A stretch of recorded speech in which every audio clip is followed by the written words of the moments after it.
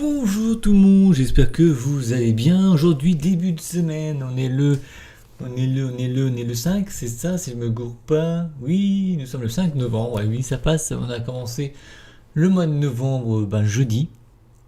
Voilà, jeudi dernier. Ça passe super vite, une année quand même, je vous l'avoue. On a commencé ce live de survie depuis le 14-15 mai à peu près, si je me trompe pas trop. On est déjà au mois de novembre. On a fait presque la moitié de l'histoire de la survie. On est né au 22e, vers la nature canadienne. Je pense que ce live de survie sera très court, je pense, je suis pas sûr. On va traiter de deux points et il y aura deux arrêts stop. Donc désolé si j'ai un petit peu des problèmes de voix, mais disons que je commence tout doucement à tomber malade. Voilà. C'est juste l'histoire de la gorge, Mais bon, c'est pas grave, je vais quand même le faire. De toute façon, ça dure pas longtemps. Alors la nature, on va parler de l'eau et des animaux. Ce seront les deux points qu'on va parler pour ce 22e live de survie à Montréal. Et donc on va commencer de ce pas, bien entendu. Alors c'est parti. On va commencer donc par l'eau. L'eau potable de Montréal vient du fleuve Saint-Laurent, près des rapides de la Chine. Montréal produit quotidiennement c'est 1 800 000 m3 d'eau. Voilà. Il a très peu de marques d'eau minérale. Ça c'est comme ici à Tarbes, on a peut-être les marques en bouteille, mais disons que j'achète même plus de pack d'eau tellement que l'eau qui coule à Tarbes, elle est nettement meilleure. Voilà, tout simplement. Donc c'est exactement pareil à Montréal. Comparativement à la France et un peu d'eau, je vais refaire la phrase correctement, sinon vous n'allez pas très bien comprendre. Il y a très peu de marques d'eau minérale. Comparativement à la France et peu d'eau gazeuse canadienne naturelle, à part la Montclair. On trouve évidemment du Perrier hors de prix comme partout ailleurs. Parce qu'ils ne connaissent pas le Perrier, j'en suis sûr qu'ils connaissent aussi le Coca-Cola, hein, mais bon, c'est pas grave. Peu de badois, de spas, etc. Les lacs occupent 16% de la surface du Québec. Et il y a près d'un demi-million de lacs au Québec. Il y en a 2 millions au Canada et assez d'eau pour submerger toute la superficie du pays sous plus de 2 mètres. L'eau d'Amos en Abitibi-Témiscamingue a été qualifiée d'eau la plus pure au monde. Moins de 200 ppm de sels minéraux dissous et un pH de 7,1. Elle est embouteillée sous la marque SK. Voilà, on va terminer le premier point. C'est rapide. On va passer à l'arrêt stop. Que faire si vous rencontrez un ours? Alors foutez le camp lentement, chantez, ne grimpez pas à un arbre. Si vous êtes néanmoins actuellement sur un arbre, appelez le 1 800 463 2191, ligne ouverte 24h/24. S'il vous agresse, le gouvernement recommande de faire de grands gestes tout en gardant le contact visuel. Pour le téléphone du Premier ministre 411, ce sera pas long. C'est ce qu'ils disent, hein, c'est pas sûr à 100%. On va attaquer le deuxième point qui sont les animaux. Les Montréalais n'aiment pas trop les écureuils que les Européens adorent et que les trappeurs mangeaient. Oui, parce que vous savez très bien que quand vous allez à Montréal, il y a beaucoup d'écureuils qui se baladent n'importe où. Vous pouvez même faire coucou, ils viennent vous voir, ils sont pas craintifs et au moins c'est sympathique. Voilà. Il y a pas mal de putois, des moufettes comme ils disent à Montréal, autour de la ville. L'odeur d'un putois se sent à 500 mètres à la ronde et aucune douche. Aucun savon ne l'enlève. La seule solution, si vous sentez le putois, prendre un bain de jus de tomate bizarre mais efficace. C'est vrai que le jus de tomate, c'est plus efficace à enlever l'odeur du putois.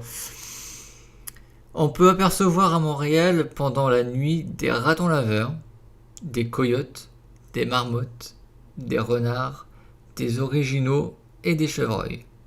Comme je sais que vous ne croyez pas, appelez gratuitement le ministère des Ressources naturelles et de la faune pour vérifier. Vous avez un numéro aussi, le 1 866 248 6936. Les abeilles ont réintégré Montréal en 2011. Alors je ne sais pas s'ils sont toujours à Montréal. 2 ruches se trouvent notamment sur le toit d'un bâtiment de l'UQAM. Vous savez ce que c'est? C'est l'université québécoise à Montréal. Bien, voilà, c'est ça. Et sur le campus de l'université McGill. Il paraît que leur miel est excellent. Voilà, ça c'était le deuxième point. Vous savez, ça va super vite comme live aujourd'hui. On va faire le dernier arrêt stop. Vous ne les connaissez pas. Le carcajou, il ressemble à un ours de petite taille, mais on le considère comme l'animal le plus féroce du Québec. L'ours de Kermode. Il s'agit d'un ours noir blanc, c'est-à-dire un ours noir devenu blanc en raison d'un gène récessif et est souvent surnommé ours esprit par les autochtones, qui lui vouaient un culte. On en trouve en Colombie-Britannique. Le lion des montagnes, ou cougar, sa présence est assez attestée au Québec. Si vous rencontrez un animal ressemblant à un lynx mais pourvu d'une queue, il s'agit d'un cougar. Le pécan, une belette au visage pointu et aux oreilles arrondies, prédateur infatigable de porc épic. Comment on fait pour assassiner un porc-épic? Le pécan lui donne une gifle, ce qui le plaque sur le dos. Il le mord alors dans le ventre qui est dépourvu de piquant. Voilà les amis. Ce fut courte, c'était le live de la survie à Montréal nature. La semaine prochaine, je pense que ça va être aussi court parce qu'on va faire le 23e live sur heureux. Il y aura juste un point qui s'appellera quand vous êtes malade. Ça, je vous dirai tout ça la semaine prochaine. Je pense que le plus long sera le live 24 quand je vois déjà le nombre de pages. Oula, et vous voyez, regardez. Il y a une, 2, 3, 4, 5 pages. Donc, à mon avis, celui-ci, il va être long, le 25e live. Mais on n'y est pas encore. On n'y est pas encore. Enfin, le 24e, pardon. Live, on n'y est pas encore. Donc, la semaine prochaine, on va parler de l'heureux. Du chapitre sur l'heureux. Voilà. C'est le titre du chapitre, donc heureux. E-re. Voilà, tout simplement. Je pense que d'ici la fin de l'année, on aura fait 8 lives, donc 28 lives. Et vous aurez les 2 derniers en janvier 2019, avec en bonus le vlog spécial numéro 3, qui va s'intituler Ali Montréal ou QC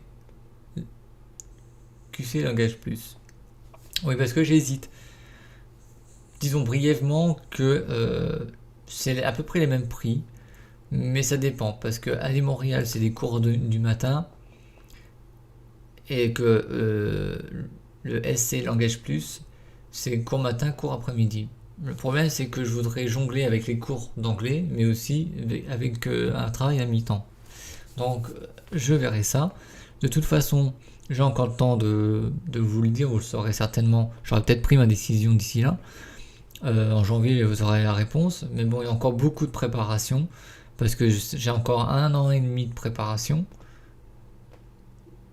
Parce que j'ai tout le mois de janvier, tout l'année 2019, plus les 6, 7, 8 premiers mois de 2020. Vu que je vais partir pour les cours en septembre 2020, bien entendu.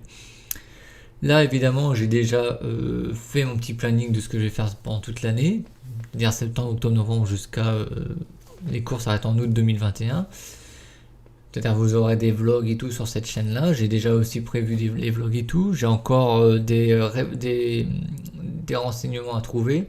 Par exemple, je voudrais faire un week-end à Saguenay pour aller voir quelqu'un. Ça, il faut que je vois le transport et l'hébergement.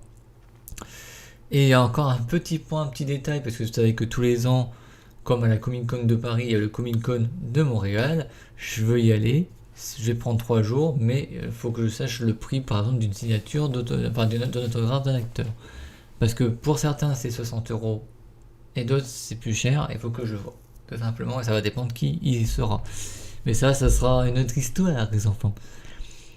Donc, ça fera pas partie des lives et des vlogs. Je voudrais aussi vous signaler une petite parenthèse avant de vous laisser, bien entendu, que à partir du 1er décembre, vous aurez le droit à des vlogs c'est-à-dire des vlogs de Noël, tous les jours du 1er au 24 décembre.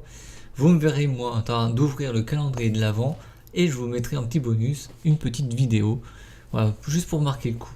Après, je pense pas vraiment faire des vlogs quand je serai là-bas. Il y aura peut-être des vlogmas, enfin je sais pas s'il y aura des vlogmas en 2019, mais si je suis à Montréal en 2020, je ne suis pas vraiment sûr de vous faire des vlogmas, mais il y aura certainement 4 vlogs, par exemple sur les marchés de Noël, le marché de casse-noisette, etc., etc., pour qu'il y ait un peu de contenu de Noël quand même. Voilà. Sur ce, merci de m'avoir suivi. On se retrouve la semaine prochaine pour un nouveau vlog, enfin nouveau live numéro 23, le 23e, sur Heureux. Et moi, je vous souhaite une bonne semaine, bon week-end, bon courage pour les cours, reprise des cours et pour ceux qui sont au travail. Et à la prochaine. Ciao.